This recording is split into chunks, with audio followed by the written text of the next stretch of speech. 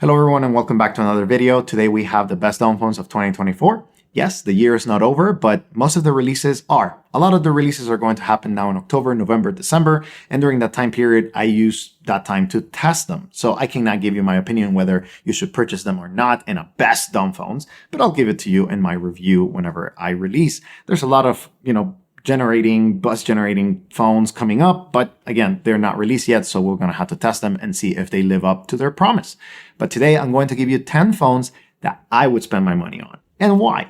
Essentially, how much would I spend for devices like these and why should I do that and why maybe you should consider them. So let's get started with this list with the Nokia 225 4G or Nokia devices in general.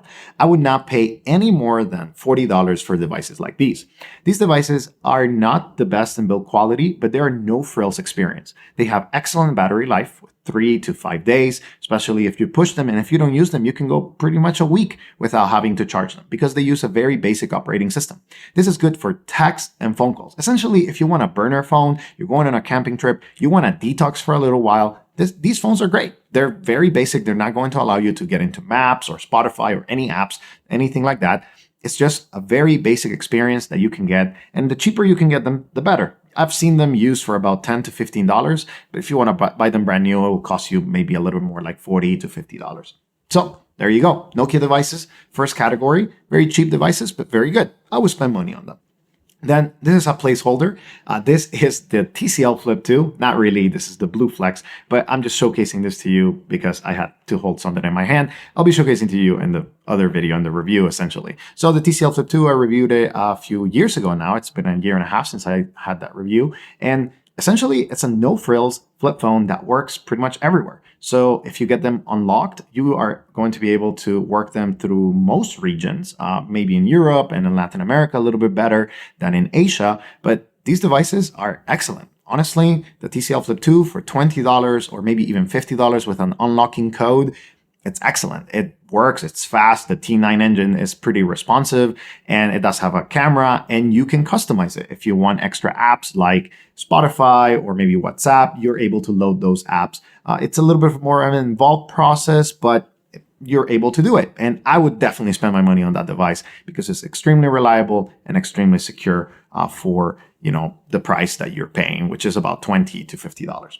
Now let's go a little bit more into a little bit more expensive, but not too much expensive, depending on where you get it. So this is the TCL Flip 3. This is standing in for KaiOS devices. Like the Blue Flex, these devices, you can find them for $20, but you can also find them for a little bit more. I pay $100 to Verizon. I went to a store, and I wouldn't pay $100 for a KaiOS device, but I would pay anything below $75. So KaiOS is evolving and sadly has lost the WhatsApp compatibility. So a little bit of a bummer there.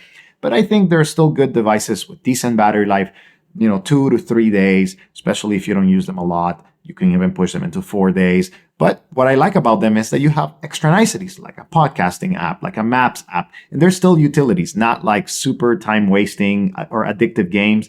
There are some games on the KaiOS store, but I wouldn't consider downloading them. They're filled with ads and the experience is just bad. But something like PodLP, where you learn from podcasting, or Google Maps, where you are able to look at different things. It does have the capability of running a full browser, but it's not that fast. And essentially it's for, again, weather searches or, maybe an address search. But having these utilities and even two-factor authentication, there's a two-factor authentication app on the KaiOS store, plus extra buzz generating, maybe Telegram is coming to the KaiOS store and a couple of extra apps. It gives you the tools that you need and no distractions for a pretty nice package, less than $75. Definitely consider a KaiOS device. Now we're getting into one of the fan favorites and definitely one of the Dumbphone community's favorites with the Cat S22 Flip. The Cat S22 Flip is an excellent Android device. It does have some problems and that's why it has been discontinued. There are no more updates on this device, which is a little bit of a bummer, but the device performs well still. If you use the touchscreen and the keypad, sometimes the units may come defective, so that's something to be aware of. But for $50, I've even seen them on $40, this device is excellent. You're able to keep all of the apps that you need, let's say Teams, let's say 2FA, let's say WhatsApp, Spotify to communicate with family or listen to music. This device for $50, I would definitely spend the money. And I mean, it's a testament that I have kept this device and I still use it from time to time because even though I bought it at way of a larger price. For 50 bucks, I would definitely get this device. It is not a problem. I will at least give it a test. So you buy it on Amazon, you get a good 30-day test, and if it works out for you, you keep it. And if it doesn't, then you return it. It is a smartphone to a degree because it does have an app store, but because the screen is so tiny, you're probably not going to be scrolling on Reddit or Instagram or watching YouTube videos endlessly, but you'll still be able to listen to podcasts or, get the directions or music that you want through the device. Excellent device, very good for both here in the United States and also international. If you're in Europe, this one is just specifically for Europe, so sorry, American viewers. This one can also work in Canada. So the TTfone 970 for $79. We're getting more into the $100 price range, but for $79, the TTfone 970 is essentially a Cat S22, but for Europe. It's lighter, it's nicer, the hinge is pretty good. It's the cousin of the Sunbeam F1. Essentially, the design is pretty much the same. But I enjoy this device because it does have very good reliability, decent battery life at 2 to 3 days, and most importantly, it does have the support. So the company is still alive. I actually talked to them a few weeks ago, and they are continuing to upgrade and listen to the customer base to create, better phones for the future. So it's a company that's active. They're releasing updates pretty frequently. So that's something I look for. So if you're looking for a Cat S22 replacement with a little bit of better compatibility for Europe, the TTfone 970 is definitely worth your look. And for $80 is a device that I would get. The next device puts us over $100, which is the Xiaomi Qin F21 Pro. This device was released 2.5 years ago now, and it's still a great device. I love this device because of the form factor, because of how it feels. So you can get it on Europe or Asia and most of Latin America for about $100, maybe $120. And here in the United States, you do have to get it from China. However, you can customize it. There's a full guide out there in the internet that you can customize it so it can work better here with T-Mobile. There is an honorable mention here for the TIC M5. It is kind of a cousin to the Qin F21 Pro. This one's specifically for the United States, but it costs $300. And that's a little bit too much for me personally because you can get the same with other devices. So it's kind of like your decision. Just an honorable mention, TIC M5, Xiaomi Qin F21 Pro. Great devices for you want the smart experience, you want to have a good camera, you want to have, a little bit of updates here and there. Very good devices, but again, I would spend my money on the Qin F21 Pro. And if you're in America, consider whether other devices may be better than the TIC M5. And if not, go for it. The TIC M5 has gotten a lot of improvements, a lot of updates, and it's a pretty good phone. Now we're getting out of the $100 territory into the $250 territory plus. So the first one is Sunbeam Wireless. So any phone from Sunbeam Wireless, let it be the regular Sunbeam F1 Horizon or the Sunbeam F1 Pro, these devices are excellent. They have a very good list. You can customize. Essentially, they have like 8 versions of this device where you can get them as smart or as basic as you want them.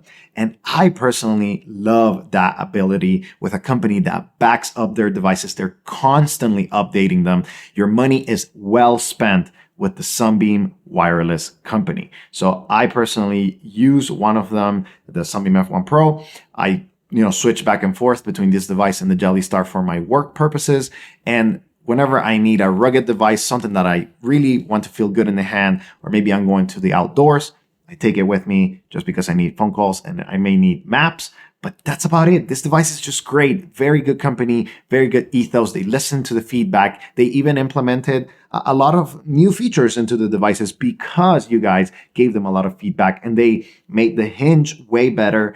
There's a lot of improvement that has gone into the Sunbeam F1 line of devices. And for $250 more, it's definitely a worthy investment. Probably one of the best, just basic, straightforward, no browser, no distractions, just tools phones in 2024. And I cannot wait for them to continue to release devices and maybe even they're going to release something for Europe. So stay tuned for that. Hopefully the rumors are true, but we're going to get to that in just a second.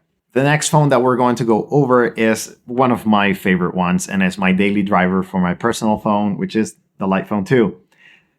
It's been 5 years since the iPhone 2. I'm going to be releasing my review later this year for 5 years with the iPhone and what it has taught me. Excellent device. The company's still behind it. The company's still updating it. Of course, the iPhone 3 is a more exciting phone that it's coming out if you want a camera and a different screen. But the iPhone 2 is still a worthy investment at $299 if you buy it brand new, or if you get it used for about, $200. For $200, I will get this device in a heartbeat. It works both internationally and also here in the United States, and coming soon with the certification in Canada. I've heard mixed reports from a couple of users, but mostly positive, that it's already working on TELUS. So if you're a Canadian, I would get yours as soon as possible because it's going to work very soon. And again, iPhone 2, excellent device, constant updates, and the team is not going to abandon it, which is, one of the best things, because I'm going to keep it as my personal daily driver until it dies. 2 more phones to go, and one honorable mention, extra honorable mention. The next one is Kyocera. Kyocera makes great devices. These are more on the 300 plus kind of category, which is a little bit more for a dumb phone, but this is essentially because most of these devices are not available easily. You have to import them from Japan. I've definitely seen people that have gotten them for way cheaper, but if you want to get a good experience and you want to get them unlocked and certified, then the Kyocera devices definitely worth the money. Either you get the rugged versions, this one you can get in America, here in the United States with Verizon, AT&T, T-Mobile, the Kyocera Dura XV, XA, excellent devices, very versatile. The companies behind them, they just released a new T9 engine, which is way better to use. I'm going to be releasing a video on that pretty soon, but excellent device, very good company that supports and continues to improve their devices. Listen to the community. That's something that I always look for, especially if I'm going to spend more than $250. And the next, of course, is the Kyocera 903KC. Slim profile, very nice, customizable. You can install apps and get, whatever it is that you need for work or for entertainment. Again, it's still a flip phone. It's not going to be the best viewing experience, so I don't expect people to be on, video apps on this. But if that's, something that you want to listen to, or you want to get a podcast going on, this device is just so nice to hold. And for $350, it's worth the investment, getting it unlocked, getting it certified from Japan. I'm going to put links to all of these devices in the description below. So if you want to check them out, if you want to get them, but essentially the Kyocera devices or any of the Japanese devices are worth it for international users, especially, and in the United States, only if you have T-Mobile. This is the 902KC or 903KC. They're kind of cousins. They work in T-Mobile in most major areas, but if you're in a rural area, this is not worth it. So don't get something that's not compatible. So one more, this is the honorable mention for the Mindful Phone. So the Mindful Phone is a company, it's a kosher company based out of New York, and they do essentially a bare bones, smarter device, smarter looking. It has a touchscreen, it has a keypad. It's a nice device, but at $279 and the lack of maps, it's not there hitting with the competition. So they are listening, they are updating, they're coming with MindOS 2.0, and that's why I give them an honorable mention, because I think that device is decent. It's a little bit on the expensive side, but the company's behind it, and if it's going to fit your needs, then I definitely would spend the money on it. Now, if you have any questions about my process or any of the devices that I have reviewed, make sure to put them in the comments below. These are the 10 best devices that I would purchase in 2024. And there are a lot of other ones here and there that kind of like are more regional or they tweak certain things. So make sure to look for something that works for you. Make a list of the things that you want in your phone. Go match it with, a phone that actually gets all of those services and all of those apps, and then purchase it. Give it a test. If it doesn't work, then try something else. Give it a month. Try different ones, return them on Amazon if you have to. And if you get to keep them, just keep them, or maybe sell them back to the community. One more thing, I'm going to be doing a giveaway on the next live stream. So stay tuned to that, and the links will be all in the description and everything else. Again, if you have any questions, I'll be interacting with you guys in the comments. Thank you for watching this video. I know it's a little bit longer, but I hope it was worth your time. See you in the next one.